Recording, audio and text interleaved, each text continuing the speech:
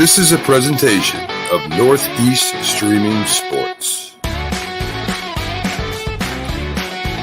You're listening to TGI Sports Talk with your host Keith Angle on Northeast Streaming Sports.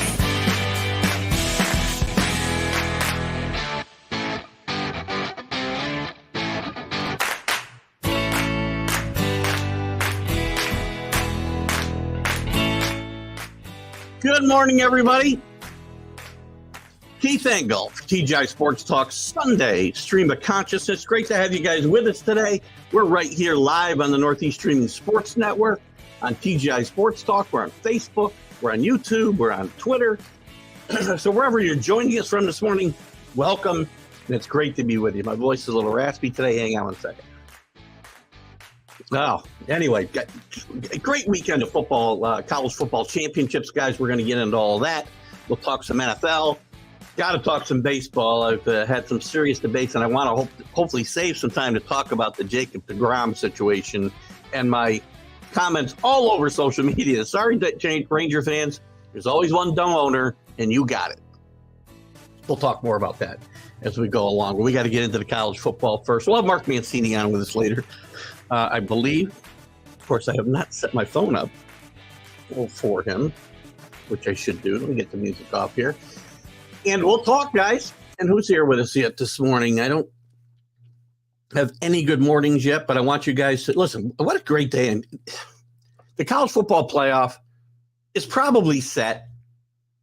USC cost themselves and the Big 12 big time on Friday night. Caleb Williams gets hurt. USC's in control of this game at 17-3, and they go for it on 4th and 8, which I do not understand even for a second. Did it affect the game? It changed the momentum at that time, but I would have thought momentum would change probably a few times anyway. But Caleb Williams getting hurt really hurt USC. And again, Utah's a very good football team, and even with a healthy Caleb Williams Friday night, I'm not sure that USC was going to beat that team. Their defense is atrocious. I mean, I would see 4 guys on top of a guy, and he just bounce off the whole pile and take off. Cam Rising, I've said this early in the year and kind of got away from it because Utah had lost relevance. Cameron Rising is a really good quarterback and maybe somebody that will make it on the next level. I love this kid's game. I love his moxie. If you saw the hit he took in that game. Good morning, Rick Sherlock. Good to have you with us. Switch to your alumni show. Good to have you with us. Rick is obviously a Perth grad, as I am. We had a lot of banter yesterday in the TGI Sports Talk group. So, again, lots of good games going on. We started already with this Friday night game. You know, I was expecting a much better game. I'll be honest with you, a tough weekend for me. And I told you last week I'd been on fire, and it was only a matter of time for the mojo changed, and I managed to change it because I was 0 for 4 since Friday. I was on, and by the way, some bad losses in there. USC, TCU, Boise State, and North Carolina. Oh, my God. And by the way, speaking of North Carolina Clemson game, which we'll get to in a second, is anybody kicking themselves the way Clemson's kicking themselves this week? Because, guys, guess what? If Clemson beat South Carolina last week, Clemson's number 4 in this college football poll. There's no doubt in my mind. Ohio State's 4th right now. You're wrong, Alan. There's no way. Oh, 5, sorry. I think Ohio State will be I think TCU will be 3 and Ohio State will be 4, by the way, just to touch on that quickly because, and a good morning, Alan. I don't think the committee or the NCAA, anybody wants Ohio State-Michigan rematch in the first round. I just don't think they want to see it. But they want to avoid them playing each other if they can, I think. So I think you'll see Ohio State 4th, and as they should be. By the way, Ohio State, TCU played that was a great game yesterday. I thought. TCU down again. They always put themselves in these problems, and you knew it would bite them sooner or later. I kept saying it, and I bet them yesterday. But they get in this game, get out of this game, and they come back in the fourth quarter, and they rode Max Duggan. And I didn't think Max Duggan had a chance at Heisman. He was so gutty yesterday. Numbers are fabulous. He ran for a lot of yards, didn't throw for a ton, but he had some big throws. So I think this, unless a lot of ballots are in, Caleb Williams or Dugan's going to win this award, and Williams may have already won it if there's enough ballots in. But Dugan, I think his performance yesterday is gutty enough, even though it wasn't one of his best games. You ever seen a tougher kid in your life than this kid? And my only gripe with this game, great college football game. Love Sonny Dykes, by the way, and he'll be the national coach of the year this year. There's no doubt about it. But the last two plays in overtime, at least the last two plays for TCU, the ball's got to be in Duggan's hands. Roll them out, quarterback draw, something. You saw what he'd done the whole fourth quarter, unless he was so gassed, because he was gassed, that they weren't confident he had enough left. And by the way, the spot of that football was horrendous. Again, you know me, I'm not saying this is why they lost the game, because they made plenty of mistakes that could have kept them out of overtime. But I thought the officiating at the end of that series for TCU in overtime was atrocious. I'm not so sure Dugan didn't score. Even if he didn't, though, and he might. Look, you can make an argument either way. They called it, he didn't score. There was very little chance they were going to overturn it. But where they spotted the ball was awful. And if you don't think that makes a difference, watch the first play, the next play, I should say, where they run the ball. And the kid, and I'm not so sure he didn't score. So anyway, TCU's in. They played well enough. They should not be penalized. To get the point I started. Here we go, stream of consciousness time. I'll get to some comments here and some good mornings here in a second. TCU should not be penalized for playing an extra game. Ohio State didn't get into their conference championship game. They got to get it in the tournament, because who else you're going to put in? There's nobody else to slide up there and replace USC. I suppose there could be an argument for USC keeping that fourth spot. There'll be some conversation about it, but I don't see any way it can happen. Their defense is so bad. 2 losses to the same team, blah, blah, blah. Ohio State gets in, but they could not better or worsen their position this week. TCU could only do worse. TCU shouldn't be penalized. They should be 3 in this poll. And I do think they'll be 3, because I don't think the committee wants to see a Michigan-Ohio State semifinal. Just my thoughts. We'll get back into more of this again here. I guess where I got thrown off here, Alan, is where I saw Alabama listed 4th, but you had Georgia in a different comment. I agree, except for I'd flip-flop Ohio State and TCU. Anthony Price, good morning. Great to have you with us, sir. Do I think TCU? Yes. So as you just heard, I think TCU scored on third down. I think TCU scored. If they ruled that a fumble, if they say he fumbled, which we still don't know, it was very unclear at the end of the game. The officials never made any comment, and they should have, because they were looking at stuff, even if it wasn't official. I don't know that he was down, but there was no definitive view of it, right? But then if they had called it a fumble, which he got it back. The only way he could have fumbled if the ball had crossed the plane of the goal and he wasn't ruled down. So they never explained what that play was about. So I think there's a very good chance that he scored on that play. Now, at full disclosure, I bet TCU -2.5, so maybe I'm biased. I admit my bias.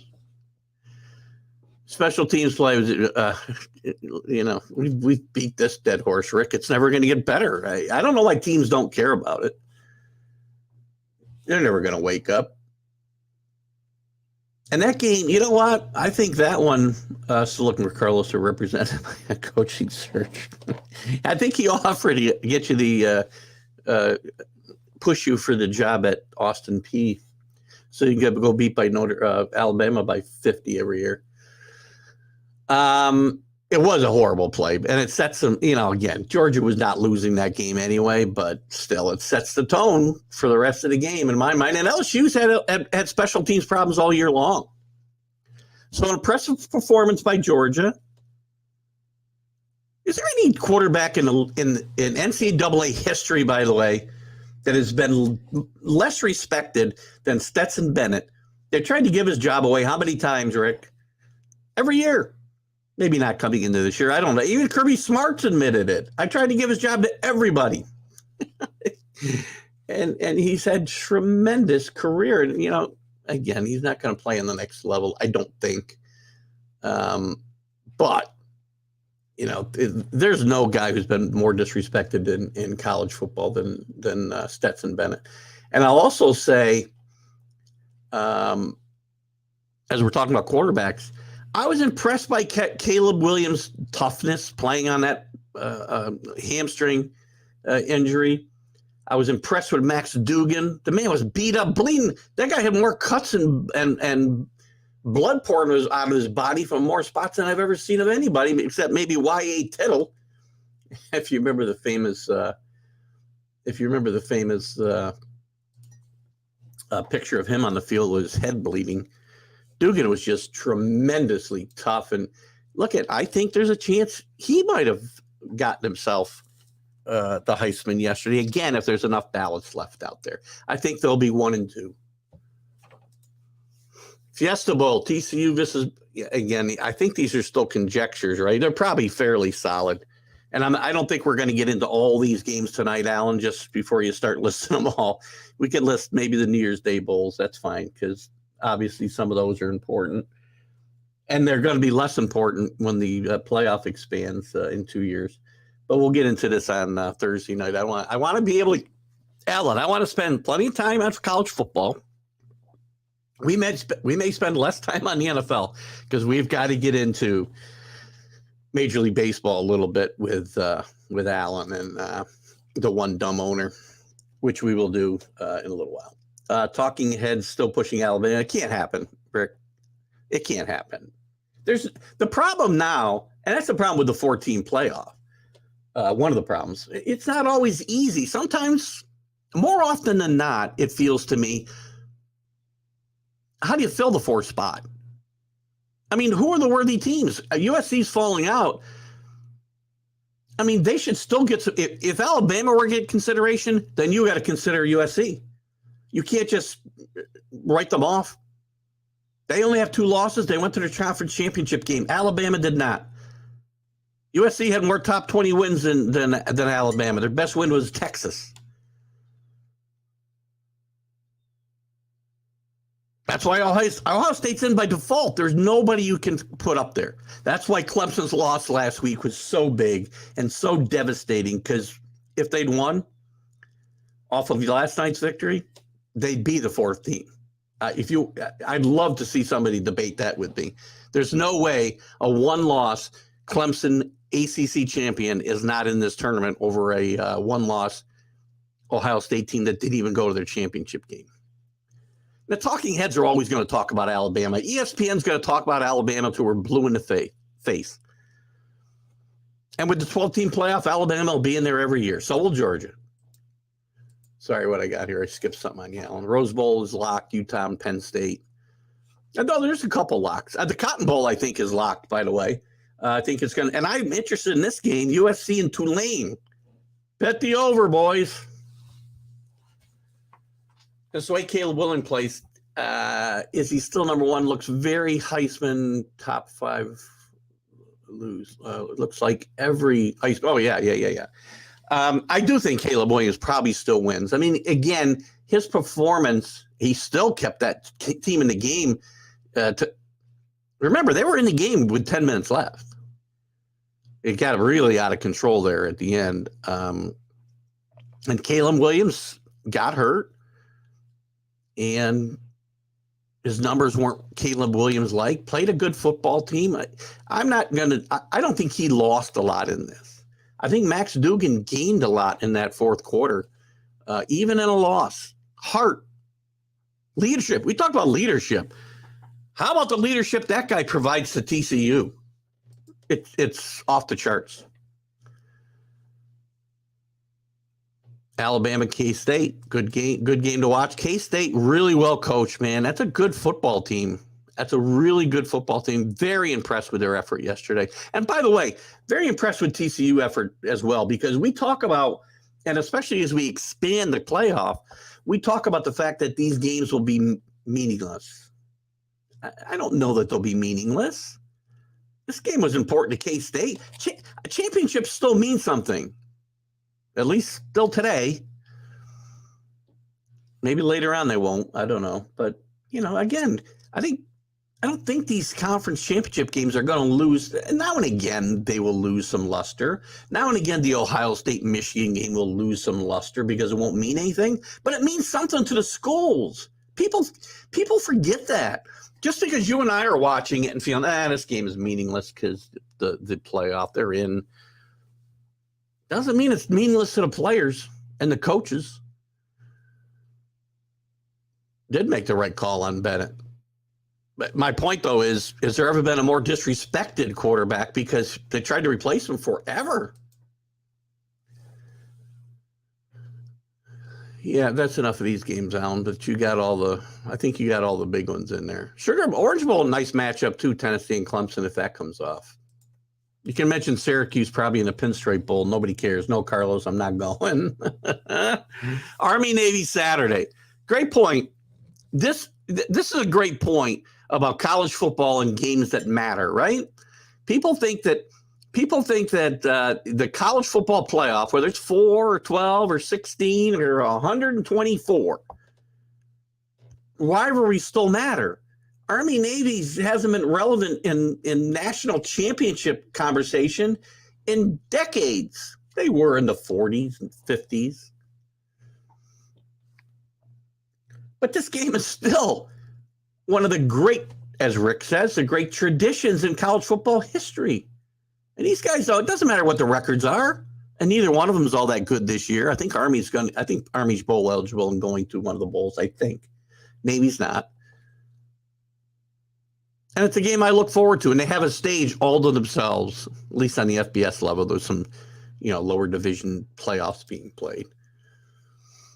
Now, again, that's one thing they got to find a way to preserve when they go to this 12-team playoff, too. I think that the playoff will start late enough. I don't remember the dates right off the top of my head, but I think it's late enough that it won't affect Army-Navy. I hope. It still should have that stage. Yeah, Neil, this is what I said. Clemson blows that game to South Carolina. They should have switched to Klubnik, I guess, a game sooner. You saw the coming out party for Cade Klubnik last night. He played a great game. And, maybe if this coming out had happened a week earlier. But what ifs? The road to ruin is paid to what ifs, right? Clemson would be number 4 today. The announcement will come up today at 12 o'clock, by the way. So good call, Neil, and good morning. Happy to have you with us this morning, by the way. ESPN talks Bama because if 2 SEC teams get in, they get a bonus. No, I don't think so. I mean, in what way? They're not getting paid based on teams that make the playoff. They're getting paid to broadcast the playoff. I don't think it matters who gets there, Alan. So unless I'm missing something, and you may mean in a different context, they do have the new contract coming up for ESPN, and they can push them all they want. They are not making a college football playoff this year. There's no way. Again, as much as I don't want to put Ohio State in there because they didn't play their championship game, there's nobody else to put in there. I mean, and again, it's water under the bridge now. But to me, one of the criteria for this team playoff should be you had to have won your league championship. I've always felt that way. Always. Hate that. They are the only logical choice, and it's not a good choice. Again, think about this. We automatically dismiss USC because they lost a fairly lopsided game. A game, by the way, that was still in question. 10 minutes left in the fourth quarter, and their quarterback playing on one leg. But we're totally dismissing the fact that the last time we saw Ohio State, they got blown off the field in the fourth quarter by Michigan. And it wasn't in a conference championship game. So if USC didn't have to play that game, they'd be number 4. If there wasn't an extra game for USC, they'd be in the college football playoff. That's one of my gripes with the current system. It'll probably be a gripe, and the gripe will probably be less when we get to 12. I do still think we're going to get to 16 because I don't like the buys. I want the conference champions in, all of them. You need to have a criteria that you need to win your conference championship to get in. At least we're getting closer to it with the 12-team playoff. But you're right. Well, Ohio State right now is the only logical choice. Who else can you elevate? Nobody. Tennessee? No. Alabama? No.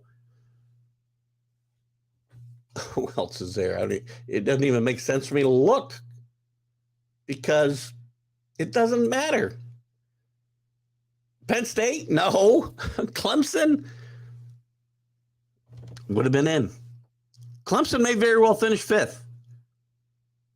I think you could see Clemson 5th, Alan, to go back to your rankings. I think Clemson will make a big jump this week.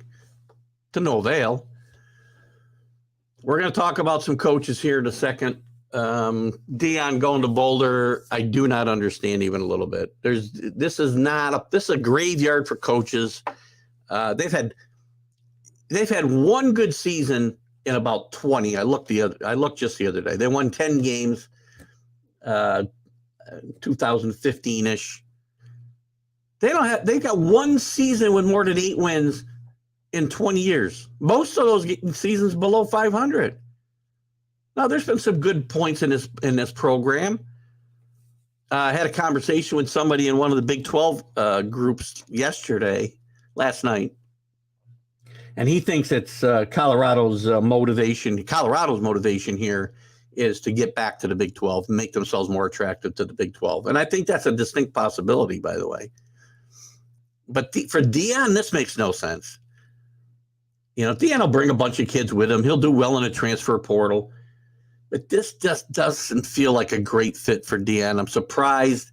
And again, I guess it doesn't preclude him from taking, a job in the Southeast when it comes open, especially Florida State.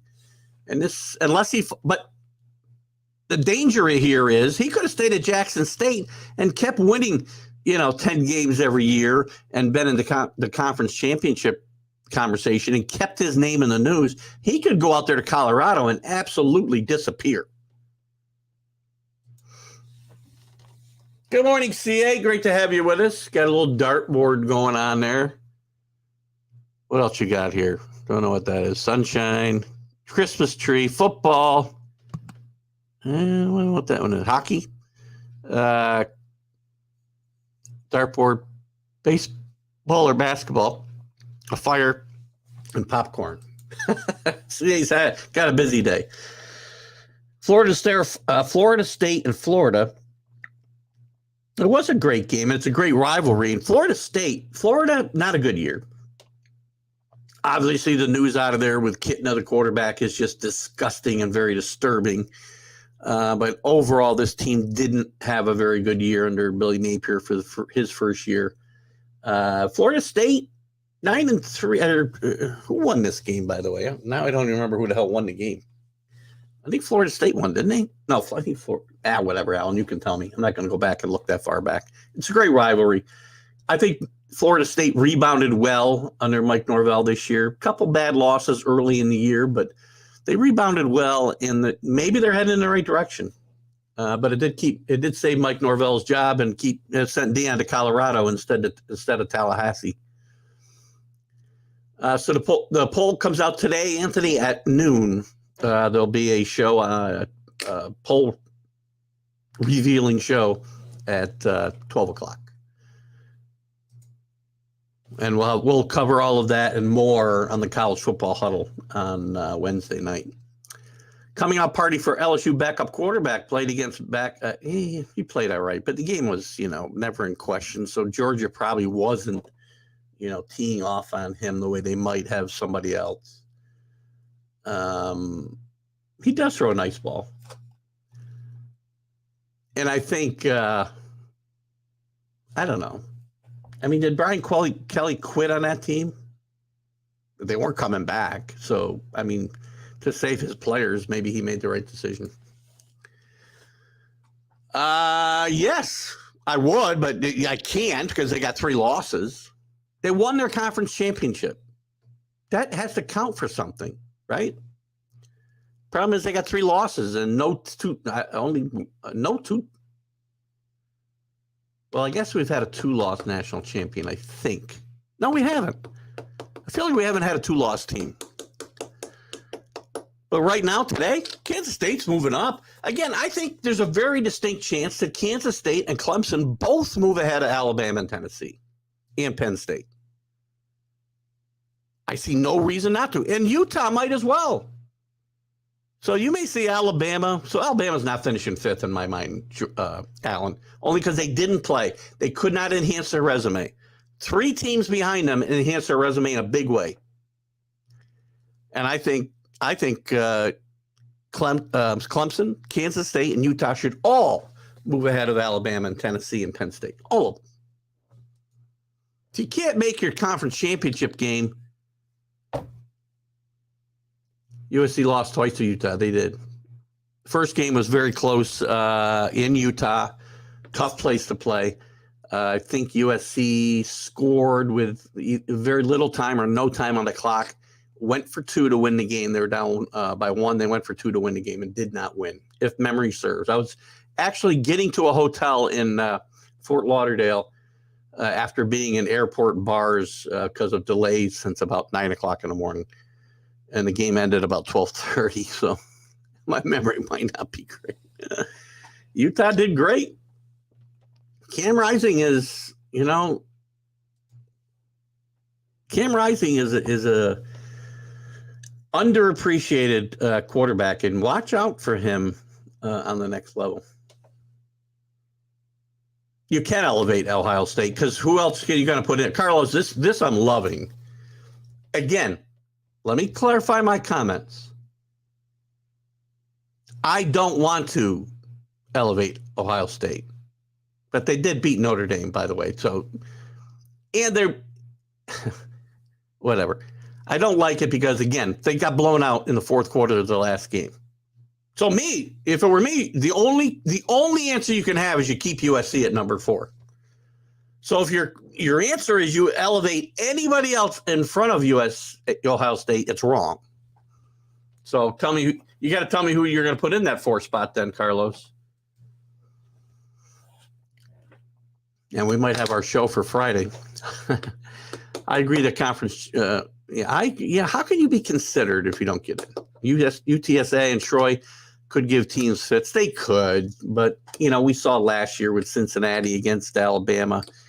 Most of these teams in the group of 5s, they're going to need a perfect storm to be able to win one of these games. I would like to give them that chance, though. I want all of them in. I want the 16-team playoff that the guy threatened, Basement Bob, as Carlos likes to call him, threatened to sue me for because apparently I stole his idea. I read his book without buying it and stole his idea. But some of these guys, and they do have they have a reward for the group of 5, right? They do get a chance to go to the highest ranked team gets a chance to go to a New Year's Day bowl and play the Cotton Bowl, and that's Tulane this year.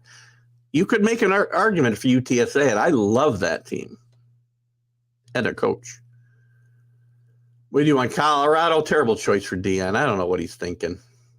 Money, but Deion has proved, and when he got hired, I thought it was all just PR, flash. Deion's proved to be a good coach and knows his stuff, and he could have stayed at Jackson and waited for a better opportunity. He could go out there to Colorado and just disappear because that's what happens to coaches in Colorado. Georgia Tech, I like their hiring the the interim head coach. I'm trying to remember who the hell it was now. What's his name? Fay. Where's my? Here we go.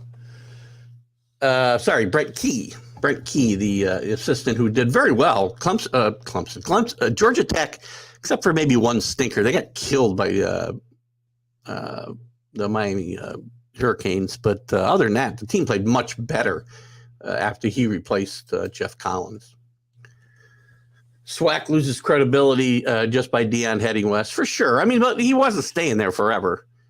But my opinion is he'd be better off staying there, making headlines, and wait for the job he wants, which, believe me, is Florida State, and not go to Colorado and go into a black hole for coaches.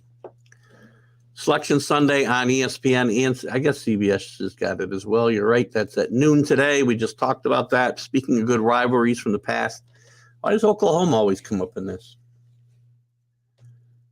How's that a great rivalry from the past, though, Alan? I mean, I know they've played a few times, but nothing I would consider a big rivalry game. I think when Florida State was up and coming with Bobby Bowden in the 70s, I feel like they had a big game against Oklahoma. And I guess they played the national championship once as well, right? I think with Bob Stoops. But again, is that a great rivalry? And not one that I would consider a great rivalry. It's a great game, great matchup. That LSU did. Listen, I thought LSU this year overperformed from where I thought they'd be. Brian Kelly did a great job in his first year. And you can't take anything away from this team. Anybody who thought they were going to go in there and even keep it close, I think, against Georgia was fooling themselves. And he did a great job. And he's got something to build on. He's got a quarterback.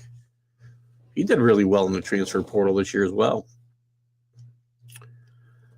Yeah, that was BCS. I'm talking about the playoff now. BCS was a cluster, you-know-what, from the beginning. BCS was the worst possible format they ever had. They were better off using the polls to determine the national championship than using computers. Bad idea. In a perfect world, I would have put in Clemson over Kansas State.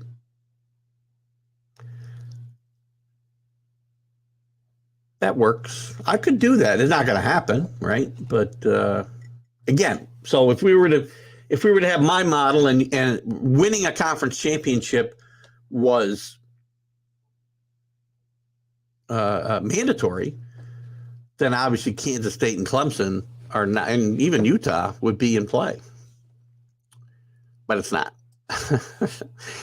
Kenny may have slept in after yesterday's adventure. Yes, Kenny was deciding between some options yesterday and apparently chose the wrong one. I did. The last he lost a bet in muffins when I went. I saw that post. I'm not sure what the bet was, though. I'm not sure what the bet was, Rick. I remember the post. I might have missed something. All right. As I said, they played in a national championship game, but it doesn't make for a rivalry. You know, Florida State, Florida's a rivalry. Oklahoma State, Oklahoma, Nebraska is a rivalry. Florida State, not so much. Great matchups. Again, I'm not taking anything away from the game or the matchups. The only right thing that makes sense is Georgia, Michigan, TCU, Ohio State, and Clemson. Well, Clemson, that'd be 5, which you can't have. Oh, that'd be your 5th team, I guess. Again, based on the criteria we have to work with today, Ohio State is likely a shoo-in. But again, you know, given the last time we watched them play and the last time we watched USC play, why am I just eliminating USC? They've been penalized for playing an extra game. I hate this. Can't get to full 5. Can't get to 12 teams fast enough. Well, TCU, there is no argument here between these two teams. TCU's in. That's irrelevant, Carlos. That, again, TCU's in. The only argument between those two teams is who's 3 and who's 4. And again, I think TCU will be 3 and Ohio State 4 because of the matchups. They don't want Michigan playing Ohio State in the semis.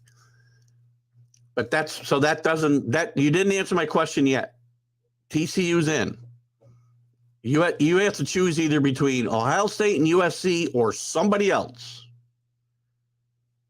Again, I would not totally eliminate USC. They're going to, but I don't know that I would. Their defense is bad enough. Hopefully Michigan-Georgia will be a great championship game. Listen, I wouldn't rule out. Listen, I would think. I don't know how I answered this question. I think Alan asked me this the other day. I don't remember and I got thinking more about it. The team with the best chance maybe to beat Georgia would be Ohio State, because I think they're the one team that athletically can match up a bit better. Maybe not in total. But I think it will come down to Michigan and Georgia. I think Michigan TCU will be a very fun game to watch. I do think Michigan will prevail. Listen, I can make an argument that Michigan should be number 1 too. I mean, so they handled business pretty well yesterday. Again, the out of conference games hurts them. Michigan's on a mission. Michigan will give Georgia, if this were to match up, they will give Georgia a much better game than they did last year. They've got better play at quarterback. They got a more athletic quarterback. If he can throw the ball the way he did against Ohio State, this team will have a chance to win. And if Corum can get healthy, they got to be able to run the football. TCU played Kansas State twice, lost once. I'm not understanding your point, Carlos. We all know that. SEC doing away with divisions will help next season. Yeah, you won't get a 3-loss team in the final for sure. Somebody else. You can't just say somebody else. You got to give me somebody else, Carlos. You can't say, we got to drop this team without telling me who is more deserving. The problem is, under today's criteria, there is nobody more deserving. I don't want Ohio State in there. I think it should be Kansas State or Clemson. That won't happen.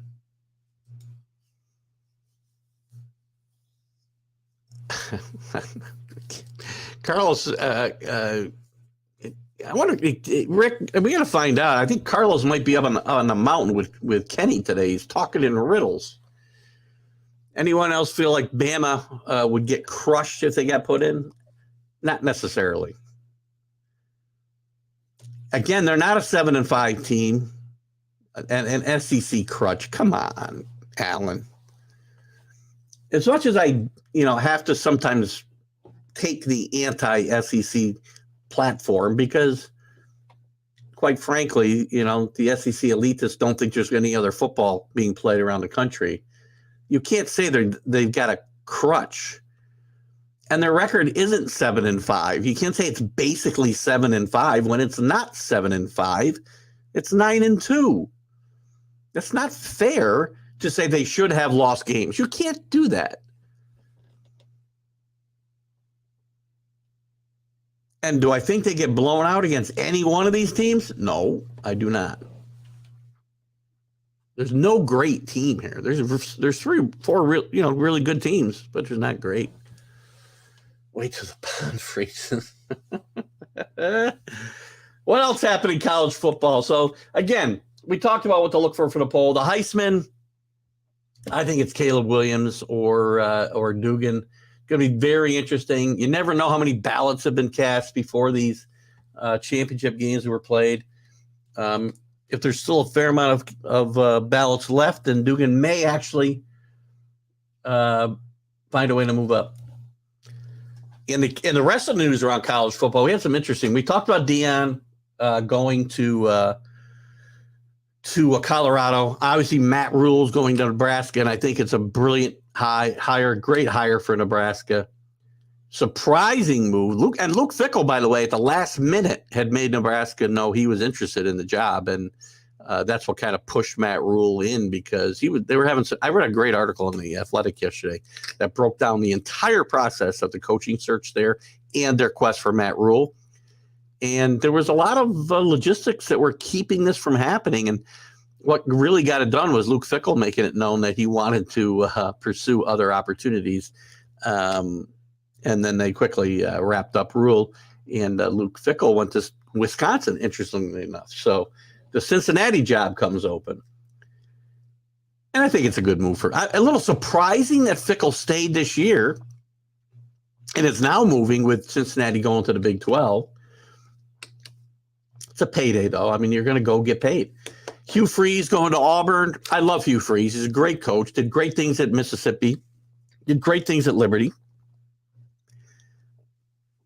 Some off the field stuff derailed him, and some of the Auburn people are not exactly crazy about this hire, but I think Hugh Freeze will turn things around there fairly quickly. He's very successful in the transfer portal, and watch Hugh Freeze maybe getting Auburn relevant again, maybe next year.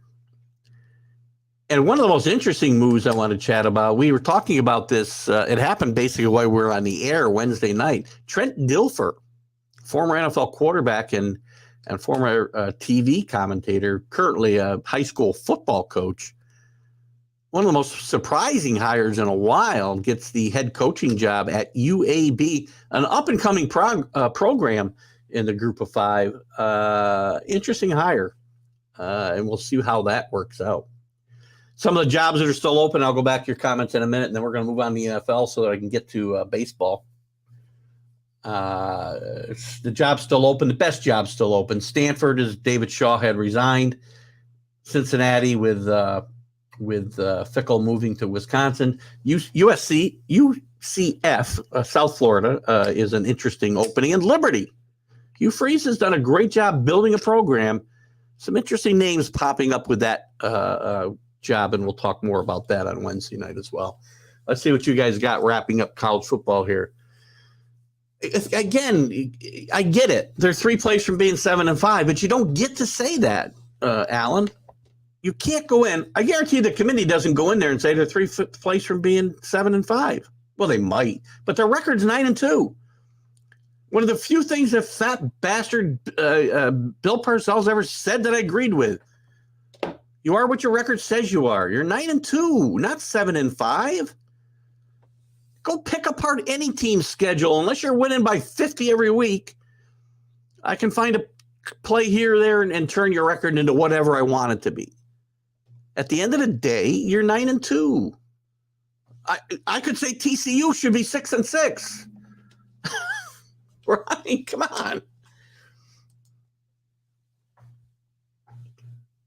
Listen, Caleb, well, he played Friday night, by the way, not yesterday. But Caleb was hurt. If you watch the first quarter, Caleb Williams looked like the best player in college football, which he is, by the way, I think. He got hurt. He kept this team on one leg. He kept this team in the game till 10 minutes left in the fourth quarter. It was a 3-point game. And then the roof caved in. So he couldn't get out of his own way. Utah's a very, very, very relentless defensive team, and they played well. Yeah, let's not take anything away from Utah. The injury affected the way he played, for sure. It is what it is, though. People get hurt. OSU drop is what makes TCU upcoming position a contradiction and makes conference championships a joke. I'm not sure that I agree. I think the conference championships still matter. I mean, they're a joke because the committee's not considering them, and maybe that's what you're, but that's not what you're saying here. OSU should drop, and they shouldn't be considered. That's what I said. The national championship game should matter. TCU being in their national championship game, USC being in their national championship game, having to play one more game than OSU should matter. So the committee might be making it a joke by disregarding it. And again, I still think conference championship should be the only ones going under this. Urban's going nowhere. Where do you think Urban's going? I read some stuff on the message boards this week. He's going to Cincinnati. No, he's not. Urban Meyer's done coaching college football. He's done coaching. He's a TV guy now, and I do not see Urban Meyer coming back. Where's he going? The openings I just gave you. Stanford? No. UCF? No. Liberty? No. Cincinnati? I guess if they wanted to come up with some money, which apparently they seem to have by all reports. That's it. Where else is he going? Urban Meyer's not coming back, so there's no question. Where's he going? He's going to the Fox studio desk again next year. Maybe we'll see him down the road, but I don't think anybody wants to take on that albatross. Yeah, he likes to win. It's not even kicking players, whatever. I mean, should you be getting physical with players? Years ago, coaches got physical all the time. Did they kick them? No. There are lots of physical coaches and tough coaches back in the day that could not coach today. Woody Hayes, we saw how his career ended. But you think that, I'm not saying he was punching his players in the throat, but I can tell you he probably put his hand and grabbed the face mask here and there. But now you can't yell at guys because you might hurt their feelings. But Urban Meyer, the whole Ohio State thing is going to stay with him for a while. He ignored a coach's domestic abuse that he knew about and covered up. That's what will keep Urban Meyer from getting another job. UAB does have some great updated facilities. They've done a very, very good job there. And listen, Trent Dilfer may do well. We just don't know. There's no way to know how a guy like Trent Dilfer would do. It's a total guess. But again, I would have thought Deion was not going to be a good coach either. I thought he was just there for the pub.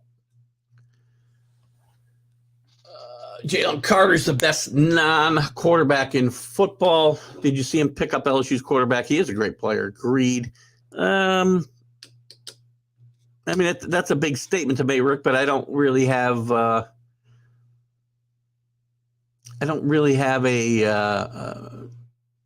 guy to kind of throw at you. Will Henderson would be the guy I would think of, but again, he may be more, print than substance. So again, I'd have to think on this a little bit, but at this point, I'm not ready to say you're wrong. That's for sure. OSU undefeated. Bucks dropped by how much? Well, because again, they wanted to give them. If they dropped them further, CA, they wouldn't have had a chance to put them back in if something like what we saw happen. You couldn't drop them. Who are you going to drop? Who are you going to put ahead of them? You won't see the same TCU because it was in a championship game. It was also a close game in overtime, if you remember. They also beat the team during the regular season.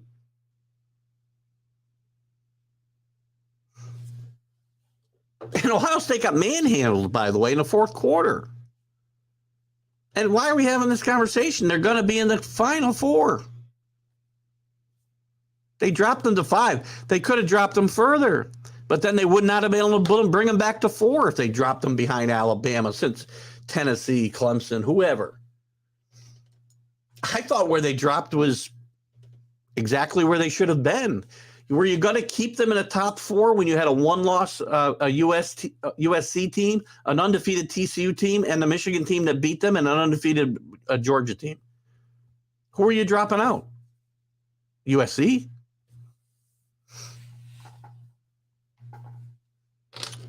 Corum's the first guy I thought of. But again, I'd have to do some more thinking. Or Deuce Vaughn. Deuce Vaughn's a good choice. I love Deuce Vaughn's game, man. How good was he in this game yesterday? And the comparisons with Darren Sproles are dead on. Dead on. Let's move on to the NFL, guys. We can circle back here if we want to. We'll probably talk more about this with Mark Mancini when he comes in today. Of course, I haven't heard anything from him again, but we'll see. Let's move on to the NFL real quick. I don't want to spend much more than 10 or 15 minutes here. Well, and again, I guess we can. I think we're going to spend some time on Major League Baseball and Jacob deGrom today because we got one dumb owner. Alan certainly disagrees with me, but, good grief. 5 years for this guy. And again, I don't normally advocate long-term contracts, especially for pitchers with injury issues. You can call me a hypocrite because I want to give – I'm getting ahead of myself because I want to give Judge a long-term contract, but he's not a pitcher with injury issues. Let's look into the NFL today. Let's go through the games quick. We'll get that out of the way, and then we'll have a quick conversation about some of the news of the day. There is some news to talk about. Our overall, let's go to last week. What was that? Week 12? Last week, Drew with 11 wins last week. Great job, Drew, who's in the second place, by the way. Pedro T, I still don't know who this is. It's got 10 wins. Steve Craw, who don't know, has got 10 wins. Boomer Sooner moving up steadily with 9 wins. That's Alan. Don't know who ESPN blah, blah, blah is. Waldo, 8 wins. The Mad New Yorker with a rare good week. 66 and 96. Come on, Carlos. Headless Horseman. Not sure who that is. 8. Excalibur CA with 8. Everybody had a decent week, and I was last among the people who picked. Tied with CA and the Headless Horseman at 80, and the Mad New Yorker at 8 wins. Sorry. Let's get into this week's. No, I'm sorry, I missed the. I forgot to give the overall standings here. So the overall standings: Steve Craw with 92, Drew with 90, pulling in close. CA hanging in there with 89. Yours truly with 86. Boomer Sooner with 84. Waldo at 82. Everybody else, you're out of this, by the way. 77 for the Headless Horseman, ESPN, Mad New Yorker, 66. Oh, God, Carlos. You can't get worse than that, man. Sorry. All right, let's do this week's picks. Keith's already lost the game as he had New England over Buffalo. I'm going to take the Falcons at home. This is a game nobody wants to watch. The Falcons at home against Pittsburgh. Only family and friends will be watching this game, I'm sure. But I like home. I like the home cooking here. The Falcons have played good enough football. They actually have something to play for because the North is so bad. I like Atlanta here easily. Not easily, but certainly by 1.5. I will not bet that game, by the way. Another game nobody cares about. The Bears getting 2.5 at home against the Packers. Not sure what Justin Fields' status is today. Off the top of my head, I haven't looked at the injury reports, but I will take the Bears at home in a matchup of two bad teams. I'm always going to take the points at home, always. And listen, Lions have played decent football. They need to learn how to win, similar to Jacksonville. And they're playing each other today, so I will stick to, since I have two teams that need to learn how to win, I'll take the home team here with the small point spread of 1.5. I'm going to take your Vikings, Rick, at -3.5 against the Mike White-led Jets. Big game for the Jets here because they can put a little daylight between them and the Patriots. I do think this last AFC playoff spot is going to, if it takes 9 wins, you've got the Jets, the Patriots, the Bengals, and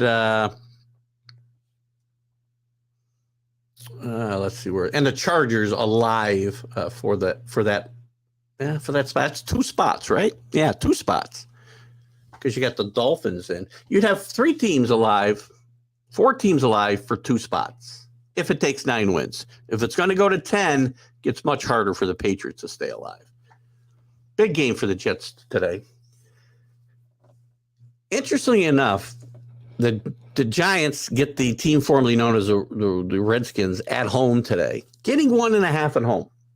Normally, I'd be all over this 1.5. But Washington's playing much better football. The defense is playing better. Heineke's playing kind of mistake-free football, and I think there's better weapons around him than around Daniel Jones. This is not an indictment of Daniel Jones or the Giants as a whole, but it's an indictment of those skill positions that they have not done a good job of keeping depth at. And Washington, right now, all of the East is in the playoffs, and I think it's entirely possible all of the East makes the playoffs. I'm going to take the Redskins, team formerly known as the Redskins, at home here, given 1.5. The Eagles and the Titans. Listen, the Eagles, I've got zero reason to take the Titans on the road here. Eagles have more talent on both sides of the football. They're giving up less than a touchdown. I'm a little surprised. I know Tennessee's been a bit of a surprise this year, but to me, there's still a one-trick pony. The running game is what keeps them going. If they have to rely on Tannehill to throw the football, they'll be in trouble. And I think the Eagles will cover this 5.5-point spread. The Ravens against the Broncos. How do you pick the Broncos on the road here? It's a pretty heavy point spread with 8.5, but I can't. There's no way I can pick the whoever that team was, the Broncos. They're a mess. You got to start showing me something before you're going to get me to put money on you. The Houston Texans getting 7.5. This is an interesting game for obvious reasons that I really prefer not to talk about because the situation in my mind shouldn't even be happening. But 7.5 at home with a guy who hasn't played quarterback in nearly 2 years, no brainer. I'll take the Texans plus 7.5. And it's not that good a football team, by the way, regardless whether that criminal's playing or not. And yes, I'll call him a criminal because that's what he is. Anybody has a problem with that, whatever. Rams getting 4.5 at home against the Seahawks. The Seahawks are starting to come back to the pack. I know Stafford's out for the year. This kid at quarterback battles for the Rams, though. Their defense still is still one of the better, not as good as they were, but still one of the better ones in the league. Scoring points is a big problem for this team. I think they keep this close. I'm going to take the 4.5 at home. The Dolphins getting 3.5 at the 49ers. Dolphins have not played on the road nearly as well as they've played at home. Kind of a big game for them. They can keep pace with the Bills with a win.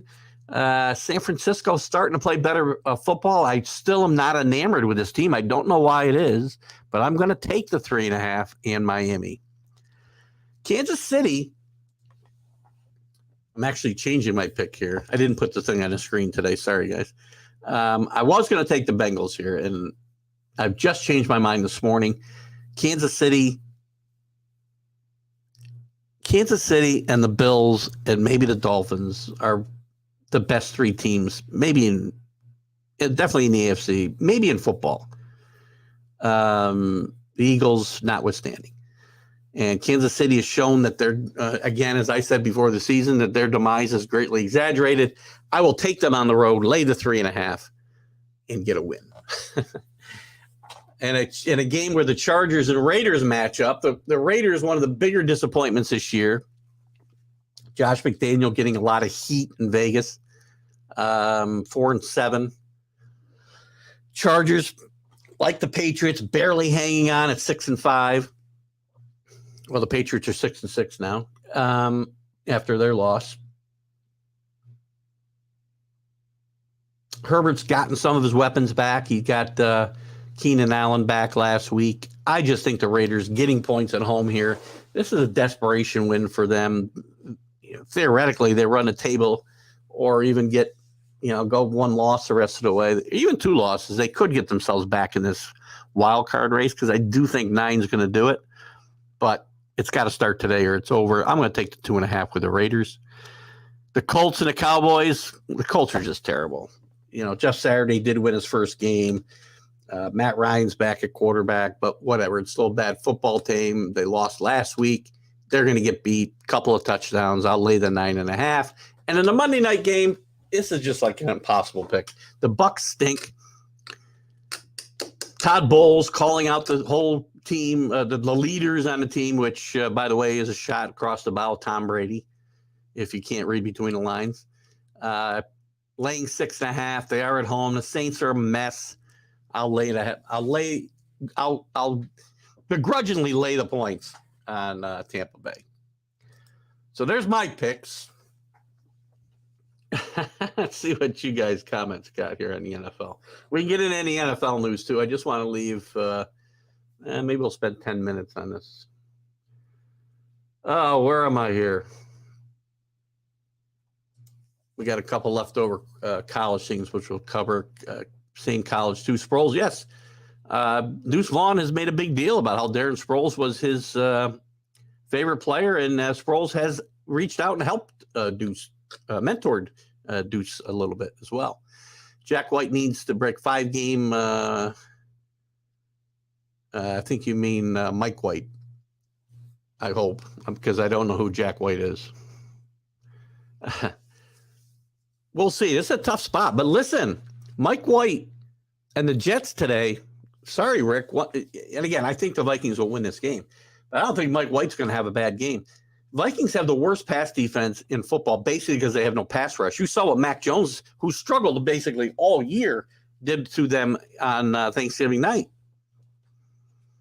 Question will be if the Jets, who have a much better defense than you might think, whether they can hold the Vikings down. That will be the Jets' only chance. I don't think Mike White will play badly here. Jack White maybe will struggle. I wouldn't give him 5 years. We'll talk about this in a second. Well, again, you can't say it's a good signing, and we'll get to this. We'll get to this in a minute. You see, Alan, not to say I don't contradict myself now and again, but you can't tell me it's a good signing and then say I would have done it for 5 years. It's not a good signing. We'll get to it. Hence the hypocrisy of the system. More than 8 with their upcoming system will create more chaos. No bye system. Well, I agree. I don't like the byes, and I do think that you'll see the 12-team playoff last only a few years, and they'll go to 16. Then there will be no byes. It'll just be a matter of how they're going to set it up. Those points are killing my picks. Well, that's the point, Carlos. You have to pay attention to the picks. Thank God I'm not betting your picks. I'd be looking for a home. Al didn't pick Thursday night. You know what? That's why I'm picking the games on Tuesday. As soon as it comes available.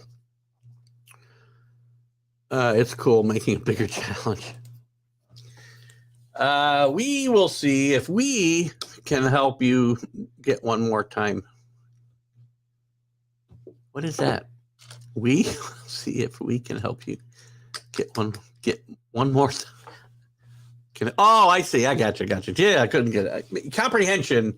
Listen, if you guys don't think COVID fog and long COVID is a real thing, I'm here to testify that it is. Because I had COVID a month ago. Almost. Yeah, over a month ago, I think. Didn't I? Over a month ago. I still am battling fatigue and COVID fog badly. Ugh. Anyway, I got it now, Rick. You're right. Thank you. And you can say we. I'm glad you say that we.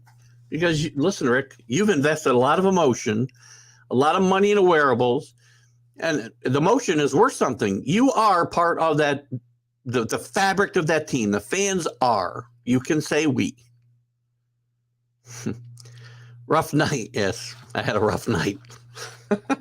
0 for 4 this weekend so far. Got to come back. I got 2 picks left today.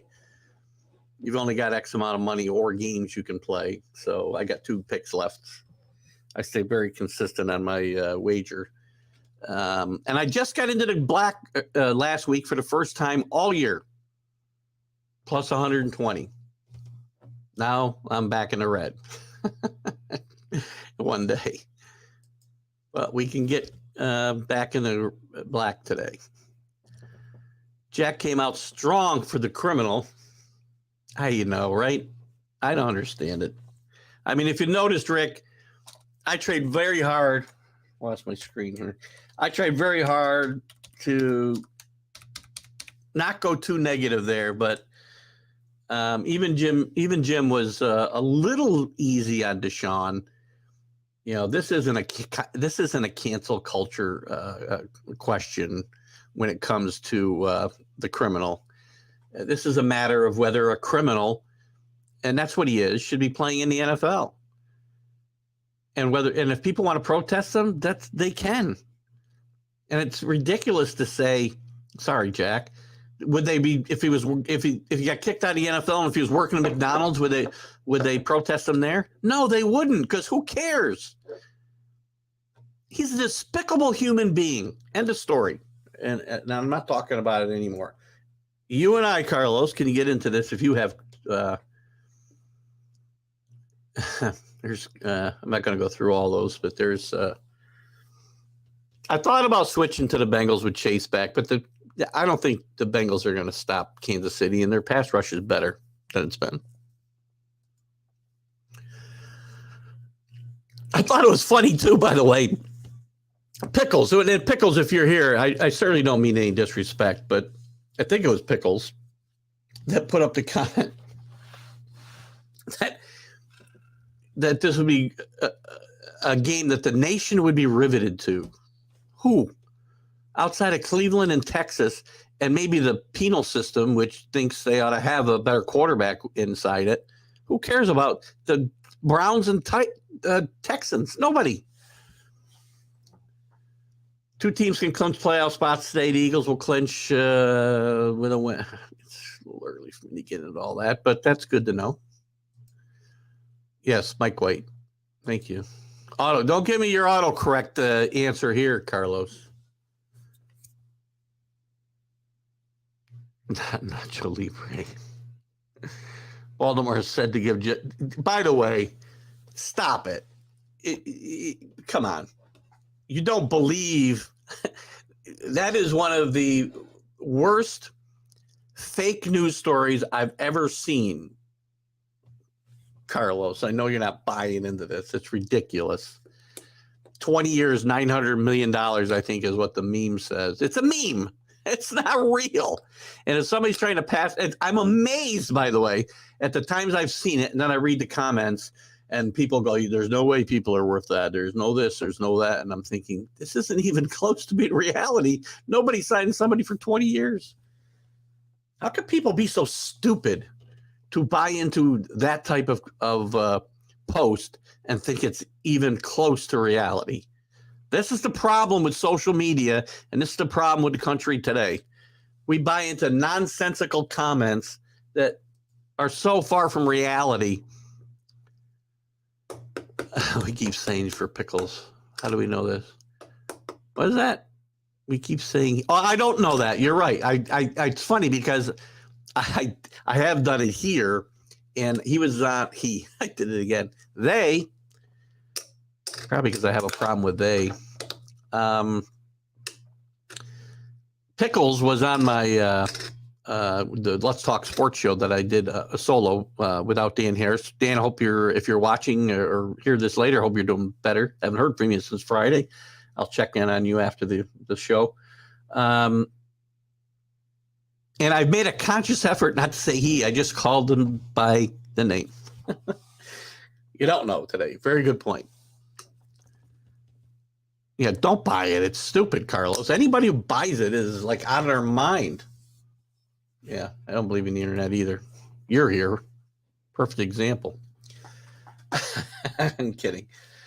Anyway, what else have we got in the NFL? Is there anything else I really want to talk about? I don't really want to talk about the criminal anymore. Gibson likely to play for the Commanders. I said Commanders. I should put a $20 in for that. Staffers, we said, out for the year. Smart move by the Rams. They're going nowhere.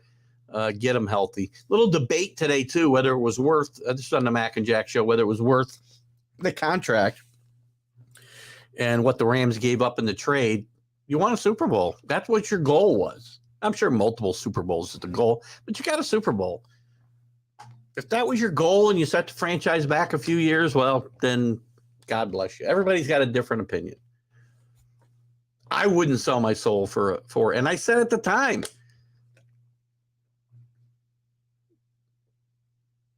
you know, I didn't think he'd lead them to the Super Bowl. So I was wrong, and I fell on my sword, Super Bowl time. But But then the question came up, is Matthew Stafford a Hall of Famer? There's no way Matthew Stafford is a Hall of Famer. No way. His numbers all driven on bad teams losing games. One Super Bowl doesn't get him in. Win another one, we'll talk. What else?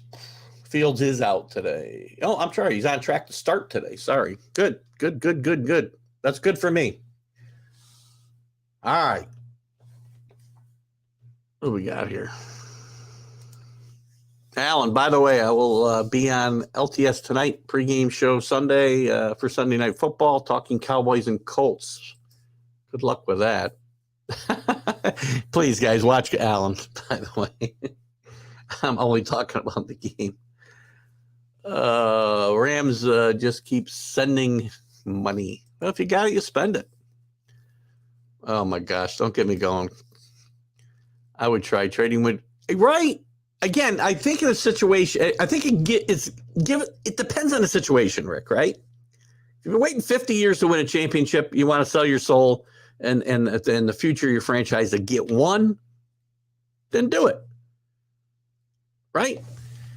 Minnesota tried it with Brett Favre.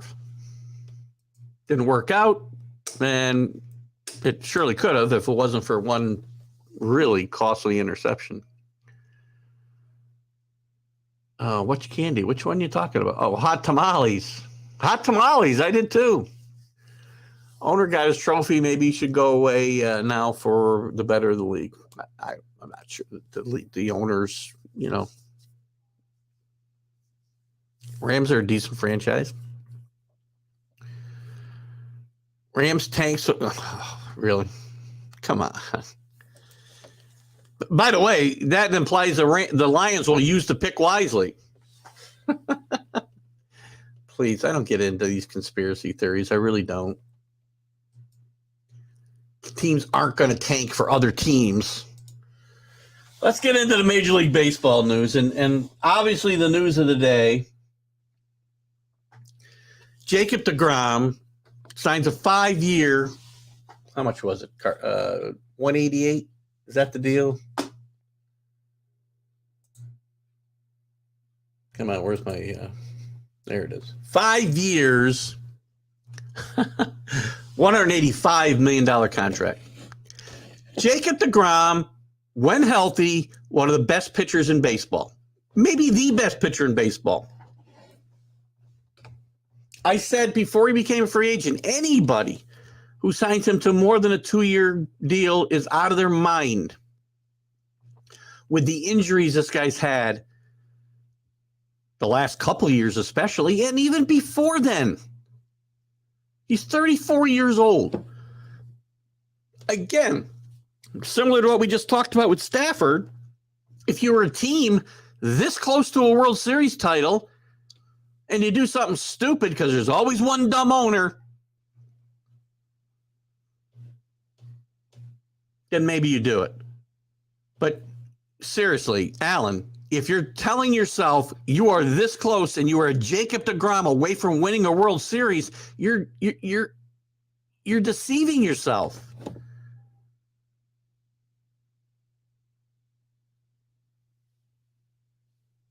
This reminds me a lot of the Texas regime back in the early 2000s. You got all these contracts on guys who are not spring chickens. Seager, Siemens.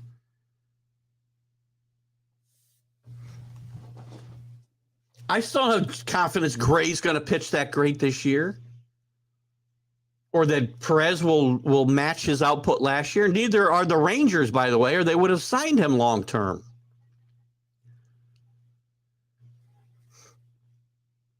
And this is also a team, by the way, that has about $120 million wrapped up in 4 players next year.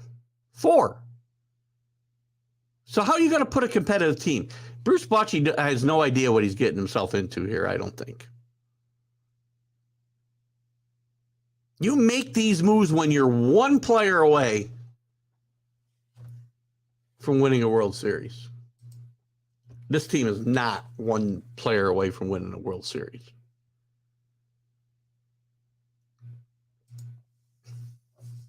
Good point. Vikings did try it with Herschel.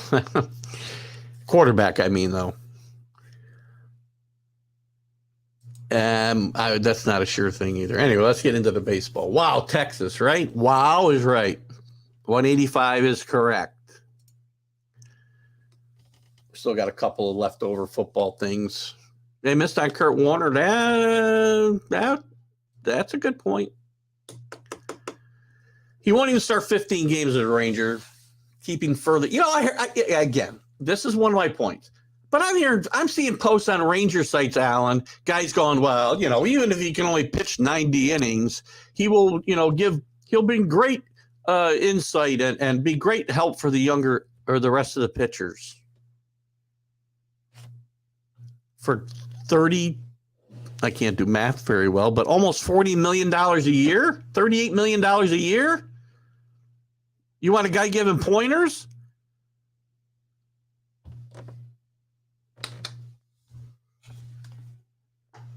And Alan, you can't tell me, although it's too many years, but it's still a good contract. No, you can't. That's saying two opposite things. It's not a good contract. It's a bad contract. You could have signed. I wouldn't even. To me, if I'm the Rangers, I don't sign him at all. You sign him for 2 years, whatever. Maybe the team wants to catch lightning in a bottle. Did it work? I don't remember the World Series championships or even the ALCSs they went to. Did I miss them? Oh, they did go to World Series. I'm sorry, you're right. I missed the World Series championships that they won. And they had a better team around those guys. I just said, you really think that the position players in place on this team overall are the caliber of the Astros?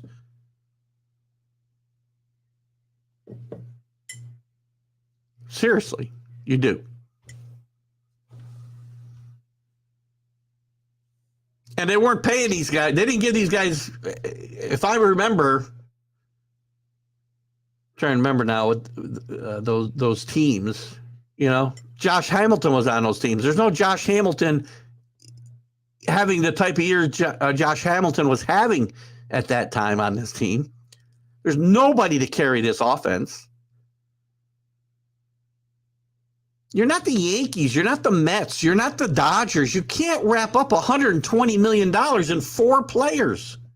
You can't. And not field a competitive team. This team can't afford to go over the luxury tax. I know you said they shed some contracts or whatever at the end of the year, Alan, but what's the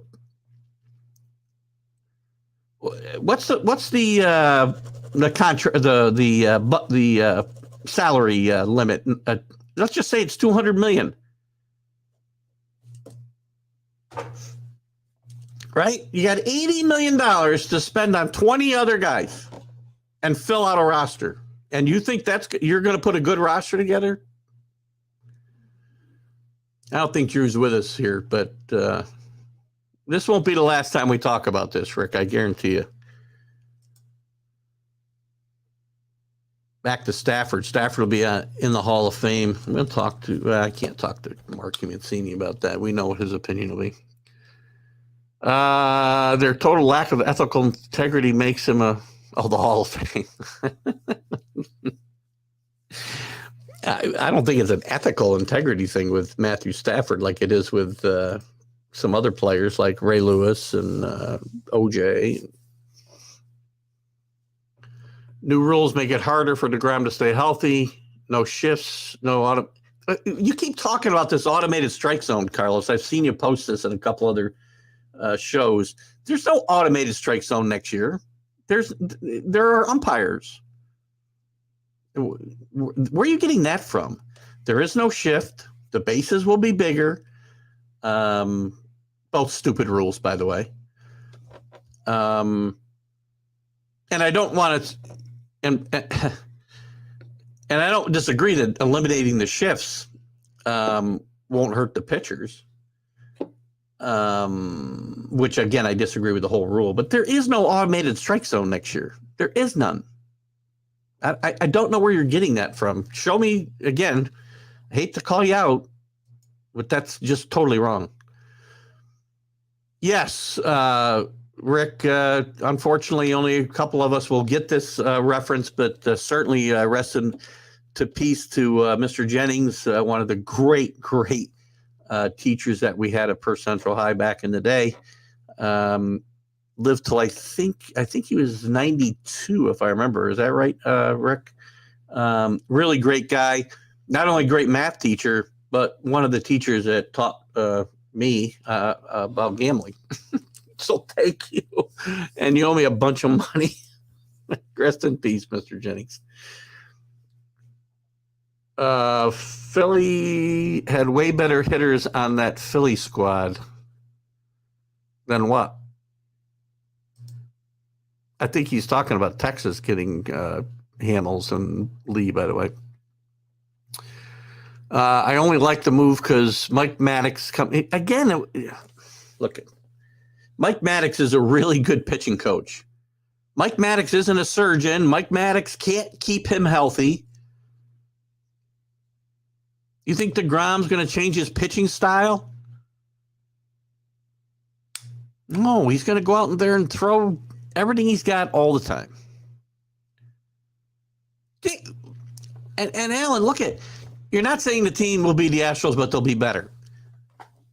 Then if they're only going to be better and they're not going to compete for a division championship, much less a World Series title, why are you signing DeGrom for 5 years, $185 million, when by the time you are ready to compete, if you build better than what you appear to be doing right now, he'll be nothing like the pitcher he is today when that team's ready to compete. So you're willing to pay all that money to be better? Again, makes no sense. You've got some talent. Yeah. Again, does that talent match up with the Astros? Does that talent match up with the Mariners? Does that talent match up with the Yankees, the Blue Jays? It doesn't. And again, I know we got to play the games on the field. I get that, but oh my God. Put up a couple comments. I got to see who texts me here. Carlos. There are no robotic. I don't care about what you text me. In the AFL, that's the Arizona Fall League, Carlos. They're using it as an experiment. It is not in the major leagues next year. You got to pay attention to what you're. I mean, See, I'm not going to just let that stuff go when I know it's wrong. Them using it as an experiment in the AFL has nothing to do with them using it in Major League Baseball next year, because they're not. And I doubt very much that will ever come to pass. And if it does, I may stop watching Major League Baseball altogether. Oh. Yes, I think we talked about this last week, CA, I think. But rest in peace to Gaylord Perry, a great pitcher. Pitched with the Rangers, by the way. I think that's the first place I saw him throw the puff ball. Gaylord was a great character. Baseball will miss him. My favorite player, Bobby Mercer, growing up, certainly did not like Gaylord Perry, but he was a great story. Yeah, good. They can have Tyon. He's good. The Yankees don't want Tyon back because he's an innings eater, but he's not that good. He'll come up small and big in big spots. He's a good filler on a pitching staff. Not a guy who's going to turn your team around. He's no better than Perez. He's no better than Gray. Again, you got three great players. One who won't be able to stay healthy, most likely. There's no reason to think this guy can start 20 games next year. Zero. And you got two other really good players that you pay a lot of money that probably also will be used up by the time this team's ready to compete. Hello, Augustine. How are you this morning? Good to have you with us. Well, you're right. And you know what? It'll be the death of Major League Baseball. Baseball and Rob Manfred has taken themselves down a road to ruin already Freaking games are unwatchable most of the time now because I got to watch insufferable freaking replays all the time.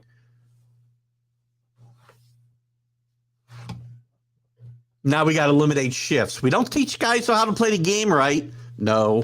We can't have any human error in the game. The players can have human error, but not the umpires. Some of the greatest moments in baseball history would be lost without umpires making mistakes, which they can make. And it's okay. Automated strike zones. Stupid. All right, well, then don't make the comment that it was next year then, Carlos, that it's going to hurt Jacob deGrom next year. It's got nothing to do with next year. And Jacob deGrom will be out of baseball by 2026, and I'll not be a baseball fan by the time that happens. I cannot sit here and watch technology take over a game that's played by human beings. Don't care if it's a challenge system or not. We need to, because we need to slow the game down more.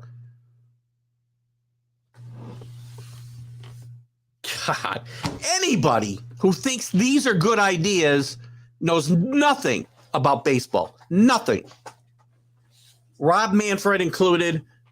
And sorry, Carlos, you too, if you think this is a good idea. Or eliminating the shift is a good idea. Or anything else we do to help offenses because you want to watch 10-9 games. Go play freaking Xbox and God. Sorry.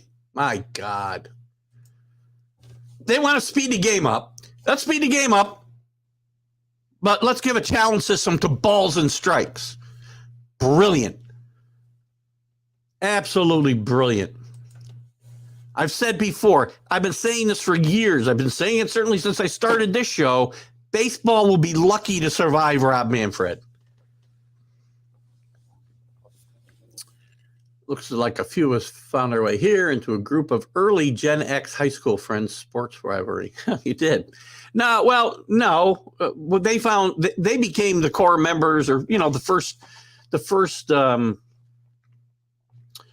loyal followers I had, and then many of guys like UCA have followed over the 2.5 years that we've done this show, and I appreciate you guys and them. They were a big part of getting the Legion going and getting us close to 2,000 followers now. Why me? This is what is why you? If you're for it, you're part of the problem. Sorry. If you're not with me, you're against me. You can call me a stick in the mud, an old fuddy-duddy. Me and Bob Costas are, dinosaurs. Totally changed the whole complexion of baseball already. I barely recognize the game now.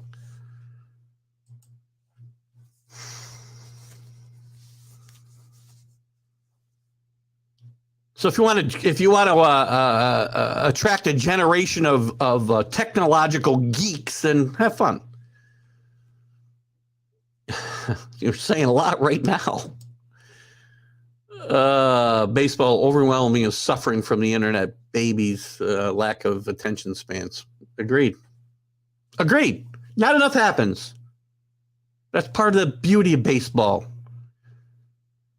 When it's on a good pace of play, like 2 hours and 20 minutes, not 4 hours.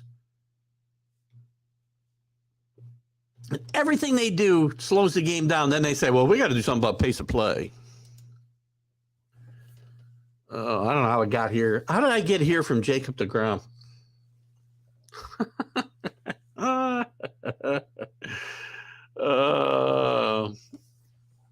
No, but you're for them. I know you are, Carlos. I know you. Be a long Friday show this week. And I don't get paid to keep them from happening. But if they want me, well, they don't care about me, by the way, because I don't buy the products their advertisers are selling, apparently. I can only watch Cozy TV. and where they're selling, adult diapers and, extended Medicare plans. Sports reporters today feel history started. All of them, not just sports reporters, fans. Fans in general think the game started when they started paying attention to it.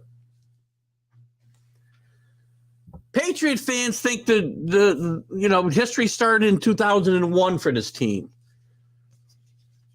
Baseball fans don't know Mickey Mantle and Willie Mays anymore. They think it started in 2000, as you said. And many of the reporters that are younger, you're right, Alan, you're right. They think the same thing, but the fans are the same way. They don't know the history of the game. When I started watching the game, I didn't just learn about the game from that point on and the team I was following then. I learned about the history of my team. I learned about the history of all of baseball, all of football. Because maybe it's because I didn't have anything else to do except buy books, rent books, go to the library and get books, because I didn't have an internet.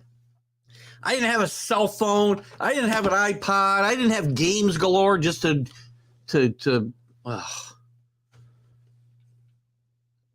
don't get me going. Too late. The PTI guys? Well, that's true. It's not all of them. I mean, the PTI guys are older than me. And I think they look at sports mostly like I do, I hope. I haven't watched them in a long time. If you still watch them, Rick, tell me if I should start recording. Tony Kornheiser was one of my favorite guys on TV all the time. Love Tony Kornheiser. Mark and Sammy started baseball. Yeah, right. They did, Carlos. You're absolutely right.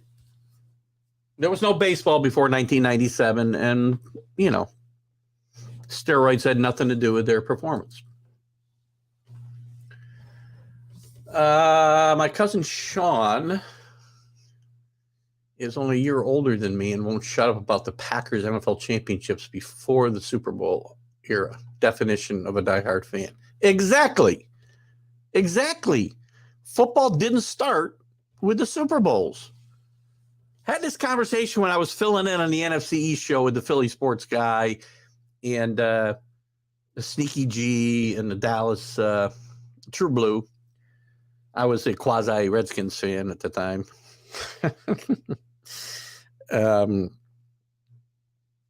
But they would be arguing all the time with guys, not them. They understood the history of the game.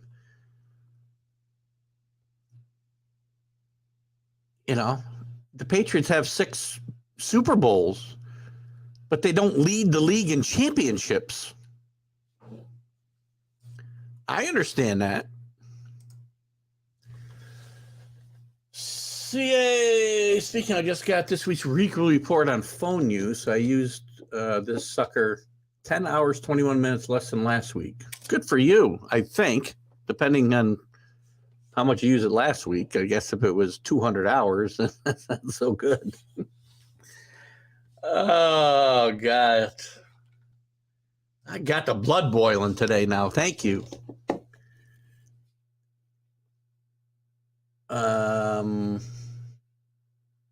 No, he's absolutely right. These championships before the Super Bowl era all count.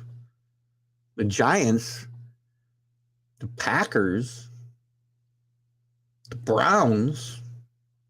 I'm trying to think of some of the other teams that were consistent winners before the Super Bowl era. Those championships all count. But nobody wants to count them. Well, if you're working on it, I get it. If you're streaming, it really is a streaming consciousness. Oh, gosh, I know, right? That's why I named it this show very early on. I didn't have a name for the show. It was like our Sunday update or something, right? And then we kind of started doing this show, and you guys, listen, your comments are invaluable. Even when I get all over you guys, Carlos, even Alan, I know I've been tough on you lately. Listen, opinions are like buttholes, right? Everybody's got one, and I got more than one, and I'm very passionate about what I believe in. Doesn't mean I'm right. But I'll tell you that you're wrong. Colts, thank you. I forgot the Colts. Colts with a bunch of NFL chiefs. Colts, here's the thing. If I talk to somebody under 40 years old today, are they going to know what game really put the NFL game on the map? And guess what? It wasn't the Colts and Jets in the Super Bowl. It was the Colts and the Giants in the NFL's first overtime championship game in the year's going to escape me. I'll say 58-ish.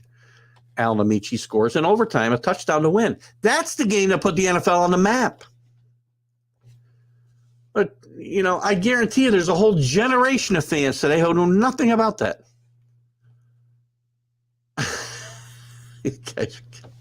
CA. Oh, my gosh. Curly Lambeau was a cheat, just like that little George in Chicago. The Bears, by the way, another team with a pretty good history. Probably not as good as the Packers, unfortunately. It's like every time sportscasters see black and white film, they vomit. Probably a good point. My God, how many great players would they not, and they say, oh, Babe Ruth couldn't play today. Mickey Mantle couldn't play. You know what? You forget that the guys would also have access to the same equipment and the same exercise regimen. And, Babe Ruth wouldn't be out eating hot dogs and drinking beer until 2 hours before the game. That statement that Carlos says a lot. Giants Colts NFL title game first night. Excellent, very good, Alan. Did you just Google that, by the way? I'm confident you didn't. Frank Gifford, very good, Carlos. Did you just Google the Giants and pick out Frank Gifford? No, Frank Gifford was a great player. Whole generation of fans probably don't even. There's a whole generation of fans who probably don't even remember him from Monday Night Football now. But then another generation, that's all they think he did. Frank Gifford was one of the great athletes in this country's sports history.